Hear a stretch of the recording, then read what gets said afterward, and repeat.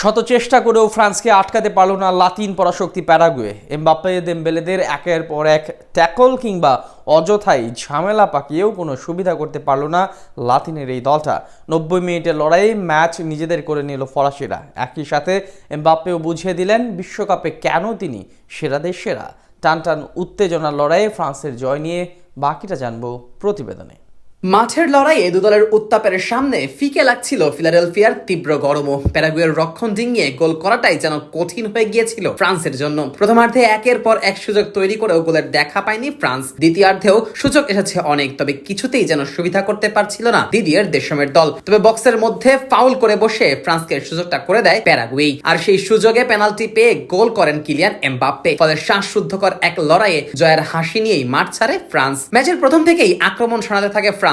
Kylian Mbappe, Michael Olise ও Ousmane Dembele মিলে ব্যস্ত রাখে প্যারাগুয়ের রক্ষণ। যদিও গোলের ক্লিয়ার সুযোগটা আনতে পারছিলেন না কেউই। অন্যদিকে বলের দখল পেলেও তা ধরে রাখতে পারছিল না প্যারাগুয়ে। ফলে আক্রমণ গড়ে তোলার সুযোগটা ঠিকমতো পাচ্ছিল না লাতিনের এই দল। ম্যাচের 31 মিনিটে দারুণ এক সুযোগ পায় ফ্রান্স। ডান দিক থেকে দুর্দান্ত এক ক্রস করেন দেমবেলে, তবে লাফ দেওয়ার টাইমিং এ গরমিল করায় সেযাত্রায় সুযোগ হাতছাড়া করেন এমবাপ্পে। 2 মিনিট পর ওলিসের পাস থেকে শট নেন রাবিও, কিন্তু তার শট লক্ষ্যভ্রষ্ট হয়ে সোজা গিয়ে পড়ে গ্যালারিতে। ম্যাচের 36 মিনিটে প্যারাগুয়ের বক্সের ঠিক বাইরেই ফাউলের শিকার হন কিলিয়ান এমবাপ্পে, আর তখনই দুদলের খেলোয়াড়দের মাঝে ছড়িয়ে পড়ে উত্তেজনা। রেফারি এসে তখন পরিস্থিতি নিয়ন্ত্রণে আনেন। প্রথমার্ধ জুড়ে পুরো দাপটটাই ছিল ফ্রান্সের। প্রায় 80% বলের দখল ছিল তাদের পায়ে। এই সময় অবশ্য তাদের নেওয়া 6 শটের 5টিই ছিল লক্ষ্যভ্রষ্ট। ফলে গোলের দেখা না পেয়ে বিরতিতে যেতে হয় ফ্রান্সকে। দ্বিতীয়ার্ধে মাঠে নেমেও আক্রমণের ধারা বজায় রাখে গত বিশ্বকাপের রানার্স আপরা। 51 মিনিটে দারুণ সুযোগও পায় এমবাপ্পে। দ্রুত পাল্টা আক্রমণে গোলরক্ষক মাইক মেনিয়ানের লম্বা কিক সোজা গিয়ে পড়ে কিলিয়ান এমবাপ্পের কাছে।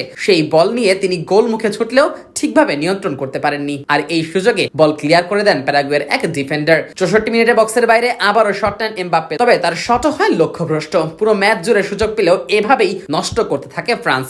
অবশেষে 70 মিনিটে কপাল খোলে ফ্রান্সের। ডি বক্সের মধ্যে ফাউলের শিকার হন দুয়ে। শুরুতে রেফারি অবশ্য ফাউলের সিদ্ধান্ত না নিয়ে খেলা চালু রাখেন, তবে পরে ভিআর এর সংকেত পাওয়ার পরই পেনাল্টির সম্ভাবনা জাগে। মাঠের পাশে থাকা স্ক্রিনে পুরো ঘটনা দেখে রেফারি শেষ পর্যন্ত পেনাল্টির সিদ্ধান্ত দেন, আর সেই পেনাল্টি থেকে গোল আদায় করেন এমবাপ্পে। চলতি বিশ্বকাপে এই নিয়ে 7টি গোল করলেন ফরাসি এই তারকা, আর সব মিলিয়ে বিশ্বকাপ ক্যারিয়ারে এমবাপ্পের গোল সংখ্যা দাঁড়ালো 19-এ। গোল হজমের পর সমতায় ফেরার মরিয়া চেষ্টা চালায় প্যারাগুয়ে। 86 মিনিটে বক্সের ঠিক বাইরে বল পেয়ে শট নেন আলোনসো, তবে তার প্রচেষ্টা লক্ষ্যভ্রষ্ট হয়। যোগ করার সময় গিয়ে আবারও সুযোগ পান এমবাপ্পে, তবে বক্সের কিনারা থেকে তার শট দারুণ দক্ষতায় ঠেকান প্যারাগুয়ের গোলরক্ষক গিল। ফিরতি বলে এমবাপ্পে আবারও শট করলেও সেটা প্রতিহত করেন প্যারাগুয়ের এই গোলরক্ষক। ফলে শেষ পর্যন্ত 1-0 গোলের জয় নিয়ে কোয়ার্টার ফাইনালের টিকিট নিশ্চিত করলো ফ্রান্স, যেখানে তাদের প্রতিপক্ষ হিসেবে অপেক্ষা করছে মরক্কো।